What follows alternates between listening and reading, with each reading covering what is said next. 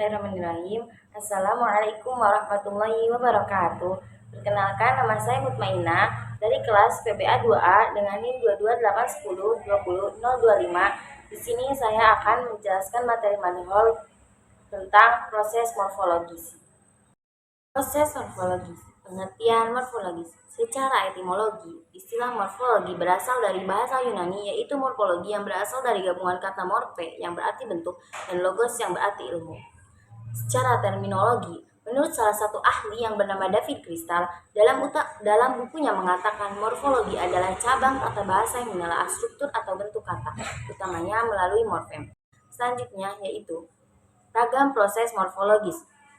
Robert Cibrani mengklasifikasi proses pembentukan kata baru di dalam morfologis ke dalam 14 jenis proses, yaitu yang pertama, komposisi atau compounding, yang kedua, afiksasi atau affixation, yang ketiga, reduplikasi, yang keempat, modifikasi internal atau internal modification, yang kelima, sublesi atau sublation, yang keenam, akronim atau acronyms, yang ketujuh, backformation, yang kedelapan, blending, yang kesembilan, lipping, yang ke-10 coinage, yang ke-11 yaitu konversi atau conversion, yang ke-12 yaitu kesalahan morfologis, yang ke-13 plesetan, yang ke-14 nama diri atau proper name.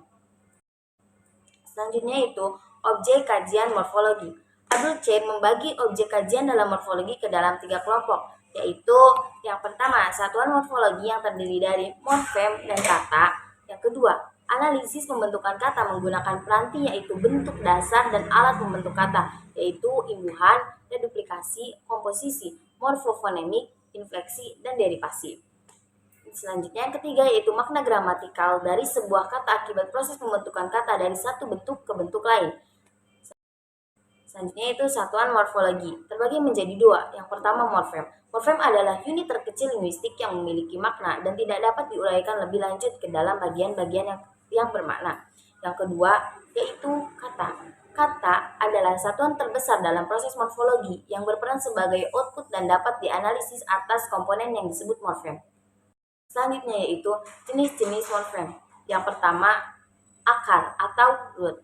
Akar adalah istilah untuk menyebut bentuk kata yang tidak dapat dibagi dan dianalisis dalam bagian yang lebih kecil dan belum dapat imbuhan apapun. Yang kedua yaitu dasar atau base. Istilah bentuk dasar saja biasanya digunakan untuk menyebut sebuah bentuk yang menjadi dasar dalam suatu proses morfologis. Bentuk dasar ini dapat berupa morfem tunggal, tetapi juga dapat berupa gabungan morfem. Jenis dasar dapat berupa akar ataupun bentuk yang lebih kompleks dari akar. Yang ketiga yaitu pangkal atau stem. Istilah pangkal digunakan untuk menyebut bentuk dasar dalam proses infleksi atau proses pembubuhan afiks inflektif, yaitu afiks yang hanya menentukan dan membagi fungsi gramatikal dari bentuk kata yang dihasilkannya. Selanjutnya itu gramatikal bahasa Arab. Kategori berarti pengelompokan dan penggolongan sesuai kaidah gramatikal atau tata bahasa.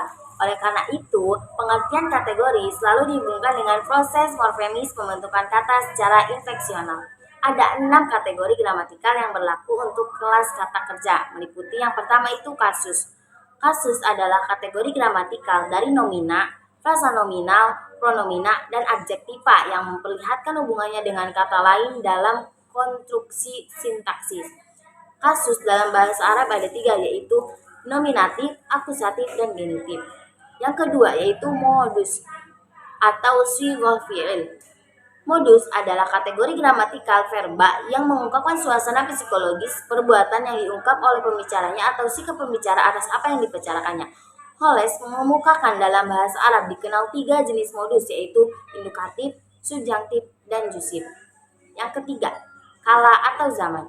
Kala adalah sistem verba yang menunjukkan waktu, keadaan, atau tindakan yang diungkapkan oleh verba dalam hubungan saat penuturan.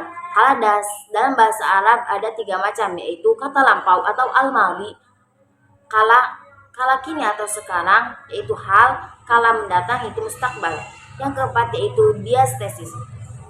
Diastesis merupakan suatu kategori gramatikal yang menandakan apakah pelaku dalam suatu kalimat berperan sebagai subjek atau objek.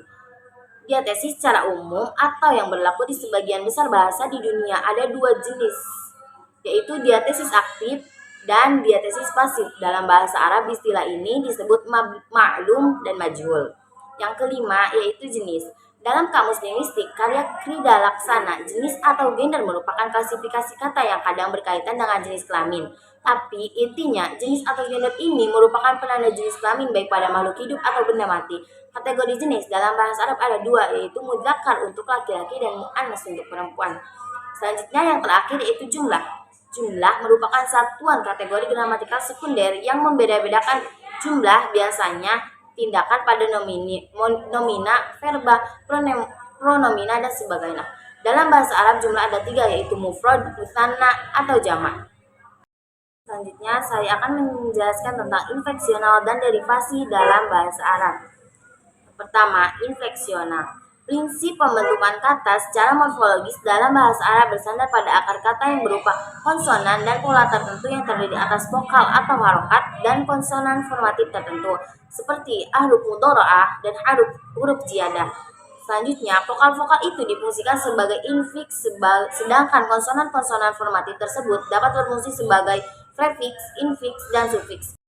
Proses morfologi derivasional tidak hanya terdiri dari satu proses, tapi tiga proses terjadi secara simultan, yaitu proses morfologis, proses sintaksis, dan proses semantik. Proses morfologis mengubah bentuk kata dasar melalui afiksasi, proses sinetik mengubah kelas kata dasar misalnya dari verba menjadi nomina, dan proses semantik menghasilkan makna leksikal, leksem, atau baru. Itu yang bisa saya sampaikan, kurang dan lebihnya mohon dimaafkan, semoga memberikan pemahaman kepada kita semua. Wassalamualaikum warahmatullahi wabarakatuh.